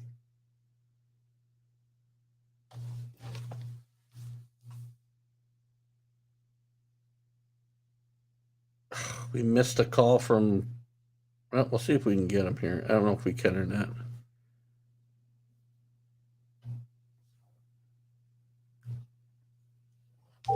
I was going off on a rant and I missed, we missed Mancini's call in, so that's my bad. What do you say, brother? Mark Mancini, I missed your call because I was on a rant here and I think I missed the call when it came in. I was going off about God knows what. It's been literally a stream of consciousness here this morning as we've been all over the board. So how are you today? Well, I'll tell you, the show that's sweeping the country, I know I've been MIA for a while, but covering some games, Pacers, Clippers. Today it'll be the Seahawks and Rams. I'm just all over, but I always have to make time to say hi and be a part of this great show on Sundays. It's sweeping the darn country, my brother. Well, it's good to have you back with us. I know you're busy, and that's a good thing because, we got to have priorities, as I tell you, so there's never a problem when you can't join us. A lot going on, and we've discussed a lot today, whether it's college football, some of the NFL. Actually, the NFL took a little back seat today because we were talking a lot of baseball and dumb owners in Texas, in my mind. But what's on your mind today? Why don't you, because I didn't Well, I'll tell you, last Sunday, and it carried into last Saturday, I went 7-0. I had USC, Michigan, and Pitt, and that carried over the Skins and the Chiefs and the Raiders, and culminated with that Eagle game over the Packers. And then Friday came around, and I guess things run in threes. USC lost, the Bucks lost, and now you're trying to figure it out what's going to happen today. But boy, I'll tell you one thing: I had 4 teams, and I think you know it, and XM has got it down, so I'm trying to get rid of that world's worst handicapper moniker. But I had Alabama, Georgia, USC, and Michigan in the Final Four in August, and now USC slips, TCU slips. Can Alabama get in there to join Michigan and Georgia? Alabama's got no shot. If they do, the whole system is totally screwed up. It's wrong. Can't be. Here's the thing. Yeah, here's the thing. I don't believe a team that plays in a championship game should be dotted for losing a game. And if you're going to look at TCU on this, I know they got the 1 loss, and Alabama has the 2, and the strength of schedule. Texas, they beat by, I think, 17. Alabama beat them by 1. But I don't think they want TCU in there as much as you want to bring Alabama in this mix. No. I don't think they'd ever be able to live this down if they put a 2-loss, didn't even participate in their conference championship. They would never do it in a million years. Now, what I will say is even bringing Ohio State into the mix, right, and totally dismissing USC is wrong because USC is being penalized for having to play that extra game as well. Right. A conference championship game. Now, they lost, and they didn't lose. They lost badly, but our last view of Ohio State was them losing badly as well. Our last view. Well, not only that, in their backyard, getting outscored 28-3 in the second half, and Michigan not having their number 1 running back. Exactly, and I listen. As long as you got 4 teams, and in 2 years, this point will be moot, right? Because we'll be at 12 teams. Yeah. But while we got 4 this year and next year, to me, more value should be put on conference championships, or at least playing in that game, than not. If Clemson had won last week, Clemson would be the 4th team right now. Clemson would be the 4th team. I mean, they didn't, but. They should be in the conversation if some of these other teams are in the conversation. The NCAA to me is like the Baseball Hall of Fame. I had a nice interview with Gene Tennis last week, and he was basically saying, why isn't Dave Parker in the Hall of Fame? And I just think it's a political contest with these both these things, whether it's the Hall of Fame or it's the NCAA. Because the West Coast team, USC, you can't tell me. It'd be a travesty if Caleb Williams doesn't get the Heisman Trophy winner. C.J. Stroud is not better than Caleb Williams, 1. And number 2, you show me the last time an Ohio State quarterback lasted in the NFL for more than a cup of coffee. And Justin Fields is not going to last long with the Bears. Listen, I don't disagree with the first part of that comment, but what they do in the NFL is irrelevant to me as far as winning a Heisman Trophy. It's a college. It's an award for your college career. It got nothing to do with the NFL. It's not the college's job to create guys for the NFL. I will say this: I don't think C.J. Stroud's even in the conversation. It's Dugan and Williams after yesterday. It depends on how many ballots are still out there, and if there's enough, Dugan gets in the conversation. I think. Well, that would be the other thing. I think Cameron Rising, when you look at the Utah quarterback, I'd take him over probably C.J. Stroud too. But he disappeared for part of the year, and I think he was hurt and missed a few games too. But I agree with you. Caleb Williams to me is the best player in the country. He played on one leg for a lot of that game Friday night, and kept his team in the game. It was a blowout at the end, but it was a 3-point game, I think, with 10 minutes left. Right. I mean, well, the key is if you're gonna lose to Utah and you have to play them in the championship, just back out, because Oregon they beat twice last year. They beat USC twice this year. I just think it's a travesty to get dotted in a championship game. Yeah, and again, the way the system's set up today, that happens. You get penalized for playing one extra game.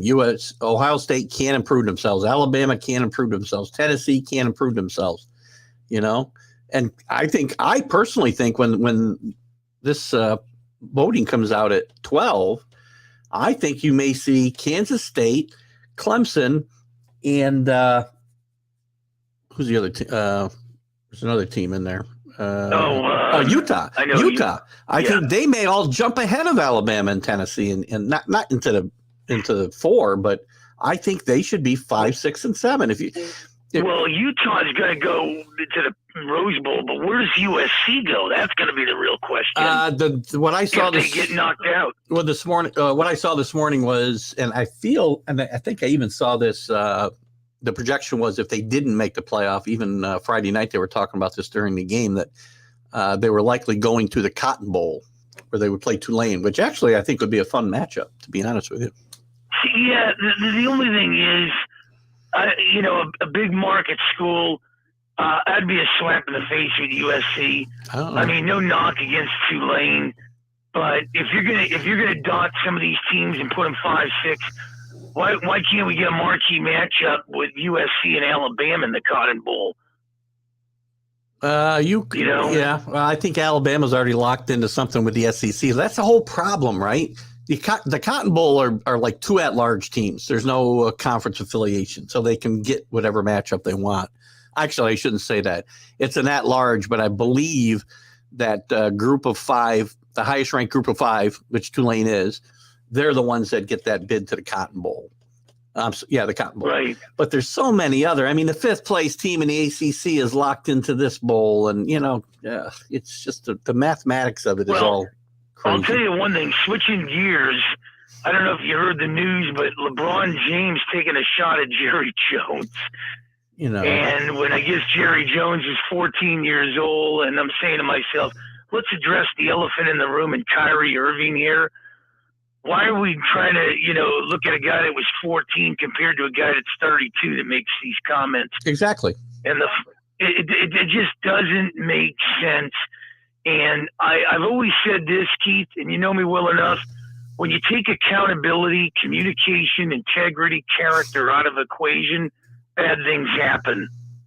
Yeah, exactly. And I mean, you hit it on the head. And I talked about this a little this morning at another show before I started mine. You can't, a 14-year-old boy against a grown-ass man, Kyrie Irving ought to know better to say the things that he says. 14-year-old boys, would you want everything repeated that you said when you're, in your formative years? Exactly. It's just, it comes down to two things, defend and deflect. Yeah. Right. I mean, it's just that's what it really comes down to. And then, when you stand here and you scratch your head and you look at things and, you look at Deshaun Watson, who's going to suit up tonight in Houston. This guy's a role model making $230-something million that's assaulted 66 women, not 6, not 16, 66 women. Yeah. And he's a role model. Yeah. I mean, there should be protests completely outside Houston when this guy starts playing the game, when the bus rolls up. Well, there will be. And to me, there shouldn't be any because and again, I won't even say his name anymore. To me, he's just a criminal. Or the degenerate, whatever you want to call him. You can call him whatever you want. I'm just not calling him by his name because this guy should not. The NFL, this is a bad day for the NFL. This guy's showing back up and playing in the NFL again. It's a black mark. Right. The NFL had the perfect opportunity to take the bulls by the reins here and start to reel in some of these guys who think they're untouchable by banning this guy for life and sending a message to the rest of the players, and they blew it like they blow everything. Well, it's talent over character. That's what it comes down to. Mm-hmm. We're going to look at a guy talented. He can do whatever he wants, and the system's going to get him off the hook here or pay the system off, and that's it. It's kind of like that situation that's going on in Idaho with those college students. You mean to tell me, you can't figure this case out? It sounds like an O.J. Simpson, if you ask me, or a John Benet Ramsey. I mean, I've never been to Idaho. Is there one gas station, one cop, and one market? There might be, actually. We should make fun of it. I don't know if I have any viewers in Idaho because I don't think they got the internet there either. So there's probably nobody seeing this. Well, we just lost all of our Idaho followers. You and me both. So. It's unbelievable when you look at it, but I'm saying to myself, wow. But I did tell you something a while back. Possibility of having 4 teams from the NFC East come to the dance. Right now, they're all in. People laughed at me at the Skins, but the Skins are coming. If they didn't lose to Minnesota, They'd be 8-4. This could be the best weekend in the NFL, man. When you look at some of these marquee games, Tennessee, Philly, Kansas City, Cincinnati, the Jets, Minnesota, Washington, and the Giants. I mean, the list goes on. There are some good games. There's some really stinkers too, but there's some good games for sure. And right now, the NFC East is all in the playoffs. So if the season were in today, which it does not, and I know you and I were big backers of the team formerly known as the Redskins before the season, and they're starting to play like I thought they might. And they could be a dangerous out should they make it to the playoffs. Well, 1-4 starting the season, and they've rebounded. And, you know, we saw how they started with Jacksonville, and they lost to Detroit. Then the wheels started to fall off. The blame game came. Mm-hmm. And they've turned it around with a nice winning streak, ugly wins, you know, maybe with the Bears and the Colts there. But, you know, if they had beat Minnesota, they would have been 8-4. I think they're going to go into New York today and take care of the Giants. The Giants are reeling right now. I like them against the Giants, too, and not to take any, because I think the Giants done a great job. I think Daniel Jones has done a great job, and I picked them to finish second in this division. But I just don't think there's enough weapons there, and I think the Washington former Redskins are playing really good football. And this is a team that started 1-4, let's remember. So, again, you are what your record says you are, but at the end of the day, they're as hot as any team in this division right now, not named the Eagles. Yeah, and the problem there is when you're being tested every week and the Eagles can't fall back into the pack like the Bills, I think the Eagles are going to be dangerous along with Buffalo in the playoffs because you can't take a breather. Like Minnesota can take a breather right now. Kansas City can take a breather. These other teams can't take breathers. They're playing playoff football. So if you're playing playoff football every week, you're prepared to play. It gets back to what I was saying with USC, beating UCLA, beating Notre Dame. If they beat Utah, they'd be ready to roll. They could take a Georgia out, you know, who knows or something. But that's it. That's the question when you look at it across the board. So that's why I like both Easts. And you know what?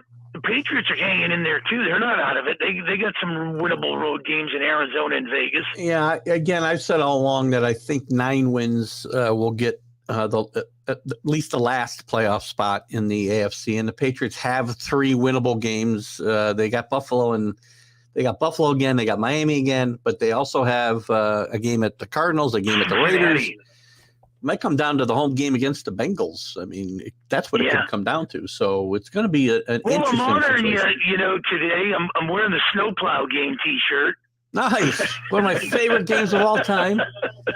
We got 1982 Snowplow game. If there's any justice in the world, that Degenerate in Cleveland would be driving a snowplow somewhere on a Sunday, not playing. Yeah, I wonder if we're going to get any snow games this week. That's going to be the interesting thing. Maybe we should have a weather girl. We should. I do usually look at the weather. I don't think I saw any threat of severe weather anywhere this week. But again, remember the regular season goes into the second Sunday in January. So there's plenty of time.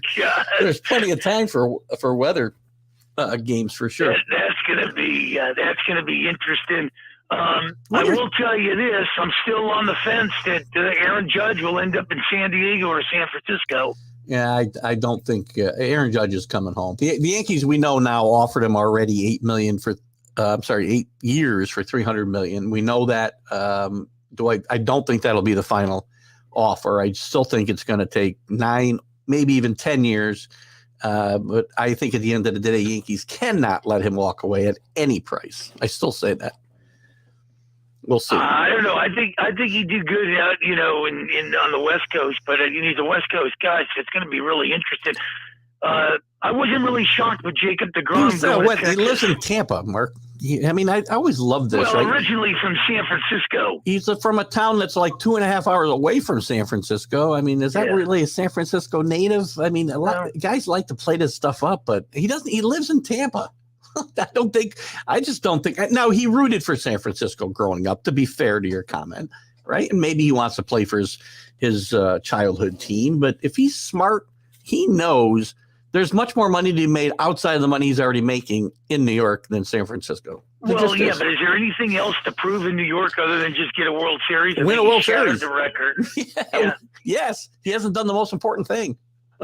Win a World Series. That'll be the interesting thing. I hear the Dodgers, boy, this team, if anybody tells me they're the favorite to win the National League West, they got to be smoking some stuff and get back in that 60s VW bus, because if you started the season today, the Dodgers only have Julio Urias. You don't know what you're getting with Clayton Kershaw, and there's a long list of question marks all the way to the middle relief and the back end of the bullpen. And when you look at Bull Turner's pretty much on the way out, you only got 2 bats in that lineup, maybe 3 if you get Will Smith to come back and have another great year. Freddie Freeman and Mookie Betts. That's it. That's all they got, man. Well, no depth. And Bellinger, I'll tell you this: if Bellinger goes to St. Louis, Chicago, or Toronto, he'll be a decade player.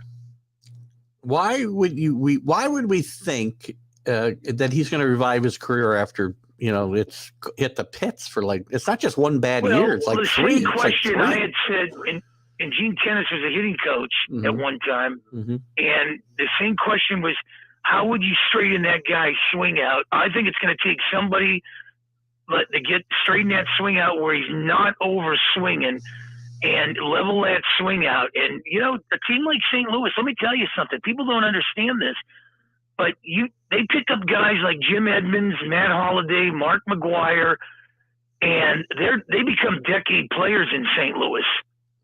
Now, look what Chicago did with Jason Hayward. Came out of Atlanta, and he found a home in Chicago.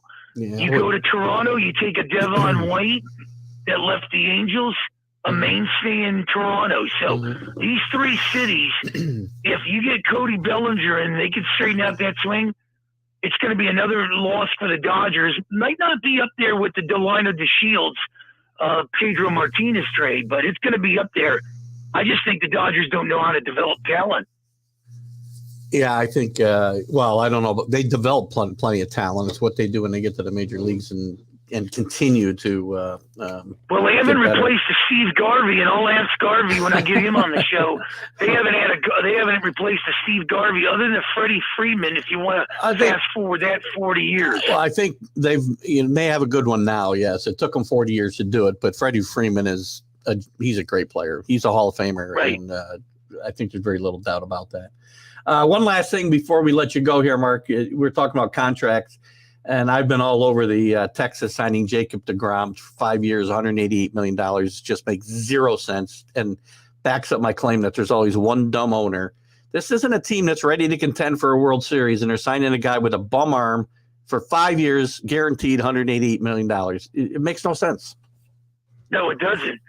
And I think he won 5 games. He's a 2-time Cy Young Award winner, but I think his best years are behind him. And when I look at this reminds me of Jason Schmidt years back when he had a big year. And then I don't know whether it was the Giants or the Dodgers that decided to pick him up. And, you had an albatross around your neck. Yeah, no, Texas ain't going anywhere. That division's all Houston. Now, Houston really doesn't need Verlander. And the question is, are the Yankees or the Dodgers going to get him? The Dodgers are cheap. They don't like to spend money, even though they're the second biggest market.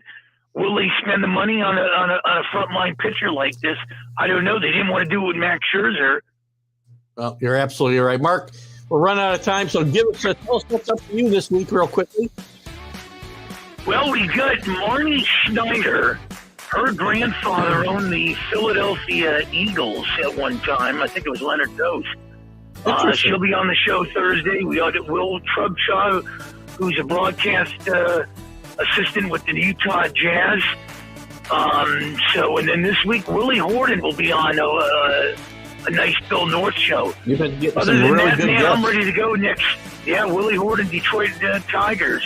Great job, Mark. Well, I'll talk to you. In fact, I'm gonna sign off right now, so I'll talk to you real quick for a second when we get done here, guys.